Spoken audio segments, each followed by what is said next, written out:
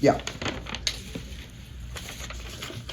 So I guess the first question was about insurance and indemnity. So, the indemnity is the protection against the loss or financial burden. So it's going to be broader than the insurance, and then the insurance part is the transfer of risk from one entity to another, and that's what you pay for with your insurance policy. So it's like a stand-in for you in regards to your indemnity obligations. So it's typically not as broad as indemnification, but the basic premise of indemnity and insurance is to make you whole. So for you, who do you make whole in this case? The owners, the architect, the equipment rental companies. And that would be on the other side. Who makes you whole? Who are you looking for certificates from? That would be like the subcontractors, vendors, materials, supplies. Essentially any entity that you have a written contract with. Right. So that they would be an example of one.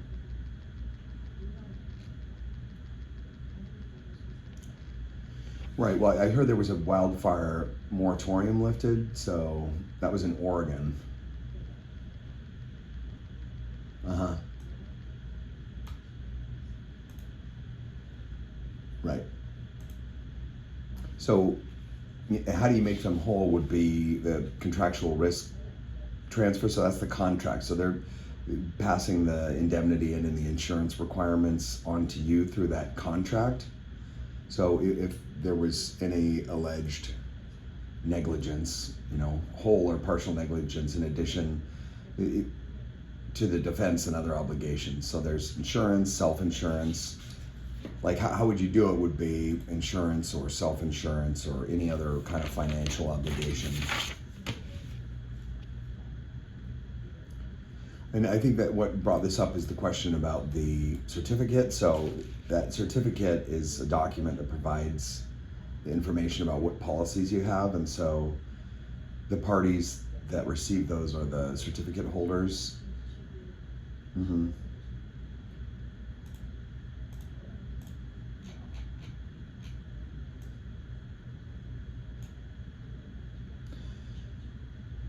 Yeah.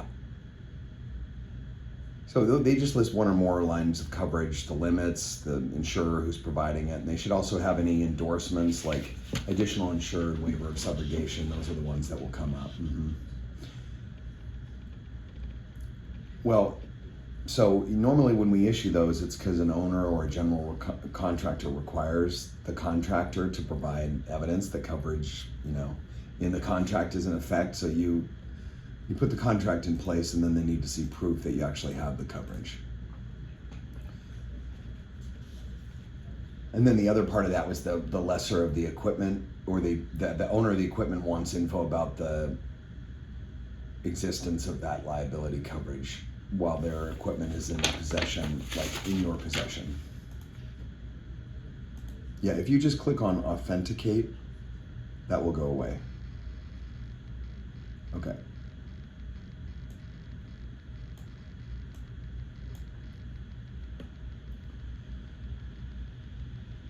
Mm-hmm. Right, and you sent over those financials.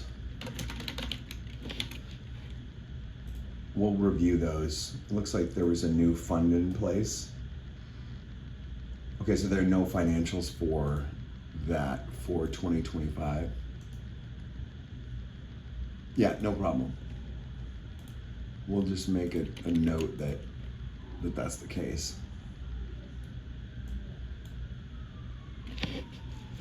So on the insurance, there's general liability would be third-party bodily injury, property damage, right, due to negligence. So exclusions on the general liability would be for auto, employee injury. Auto is going to have its own policy. Employee injury would be work comp, pollution, professional.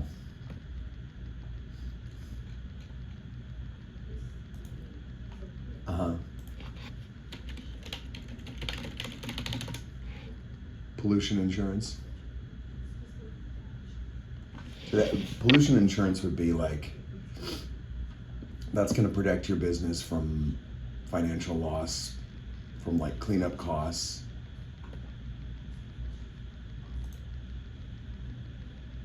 Yeah. So it would be like the accidental release of pollutants or contamination of the property or any exposure that would like cause an illness. So that's not covered by the general liability. So pollution is its own coverage, and that's not normally listed in the main section, but we can certainly list it below because a lot of contracts will require that. And then professional liability, right? So normally are you building on spec?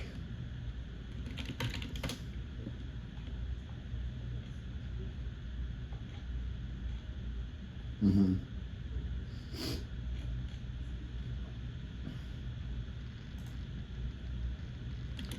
So for like a home builder, your professional exposure is going to be on the design side. So like an architect or an engineer is going to have that professional liability exposure.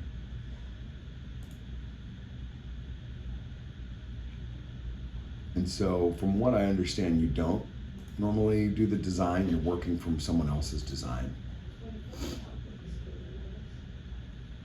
Yeah, so, right. Yeah, so auto liability that would be, legal liability, bodily injury for accidents arising out of your ownership or maintenance of the automobile. Work comp in the state of Washington, it's provided by the DOL, Department of Labor, and right. And then excess umbrella is protecting for claims in excess of the limits.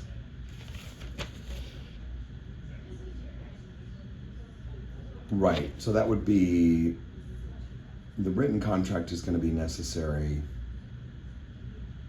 because it's going to outline the terms between the two parties to which the insurance applies. So like a certificate of insurance is not a written contract. The endorsements that a contractor may have on their policy would be triggered only if they're required in the contract. Well, the party issuing the contract is going to require indemnification regardless of whether that claim is covered by an insurance policy.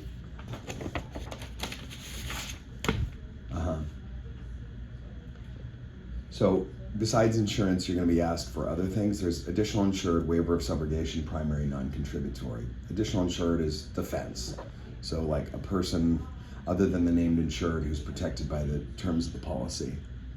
So if you are the roofer coming in and doing roofing on our house, and there's a general contractor running it, then the general contractor is going to want to be named additional insured on your policy. So if anything happens with that roof, then they're going to be named, right? And then waiver of subrogation is basically don't come back to me after the loss. I'm the general contractor, you're the one who did the work.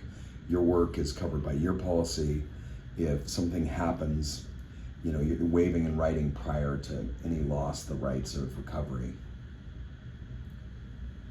And then primary non-contributory is your insurance is first and mine does not contribute. So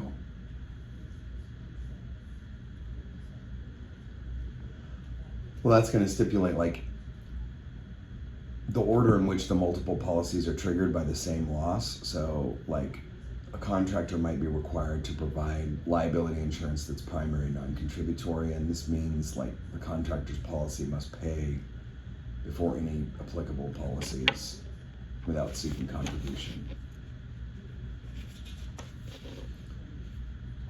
Well,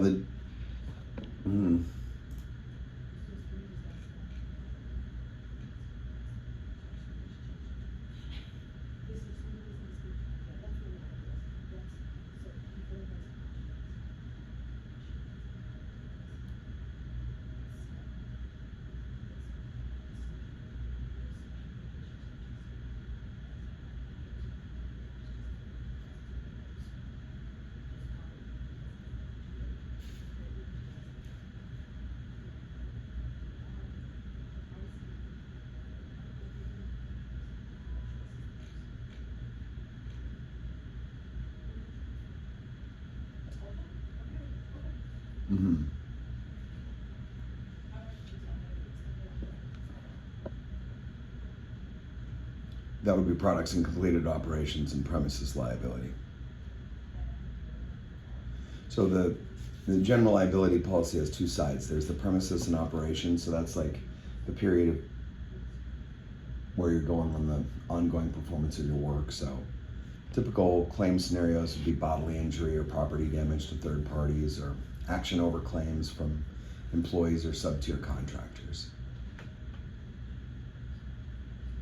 Right, and the products and completed operation, that's the period of time when your work has been put to its intended use. So like typical claim scenarios would involve construction defect, and then additional insurance endorsements need to address both of those exposures. So some insurance companies try to limit their exposure by defending construction defect claims or providing additional insured status.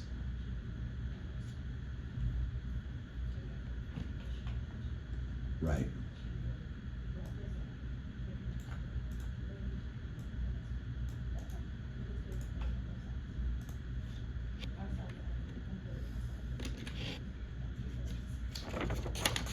And so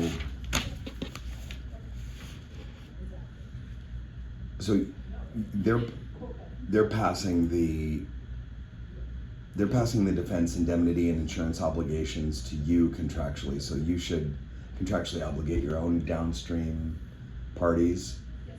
They're going to defend and indemnify and insure you against claims arising out of their operations. So like your contract should include a standard indemnification agreement. An attorney should be able to draw that up.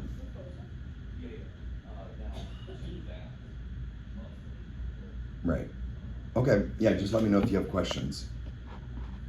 Sure thing. You bet. All right, bye.